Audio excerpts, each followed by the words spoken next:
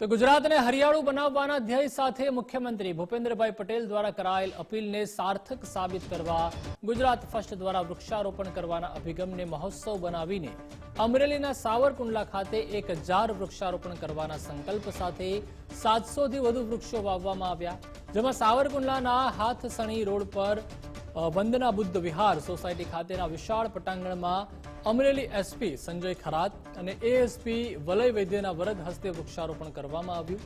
વૃક્ષો ઉછેરની ગુજરાત ફર્સ્ટની મુહિમને જાબાઝ અધિકારીઓએ પણ બિરદાવી હતી। ત્યારે કુલ 1000 વૃક્ષો ગુજરાત ફર્સ્ટની મુહિમ માટે વાવેતર કરીને જતન કરવાની બાહેંધરી ક્રાંતિ સંઘર્ષ સેનાના અધ્યક્ષે આપી હતી।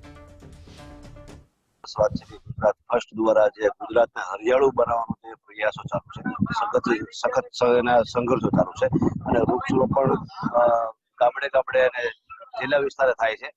એના અનુસંધાને આજે સાવરકુંડલા વંદના બુદ્ધ વિહાર હાથસણી રોડ ઉપર અમે આયોજક તરીકે હું કાંતિવાળા રાષ્ટ્રીય ક્રાંતિ સંઘર્ષ સેનાના અધ્યક્ષ તરીકે જે અમે કાર્યક્રમ કર્યો હતો, તેમાં અમે 500 વૃક્ષ અગાઉ પણ સોંપ્યા હતા અને આજે અમરેલી એસપી અને એએસપી સંજય ખરાટ સાહેબ અને તેમજ વેદ સાહેબ બંનેની અધ્યક્ષસ્થાનમાં આજે 200 જેટલા વૃક્ષો તેણે પણ રોપ્યા છે। અમારી સાથેના વડીલો યુવાનો તેઓએ પણ ઘણા વૃક્ષો રોપ્યા છે। આગામી દિવસોમાં પણ અમે 1000 થી વધારે પણ વૃક્ષ રોપવાનો સંકલ્પ લીધો છે।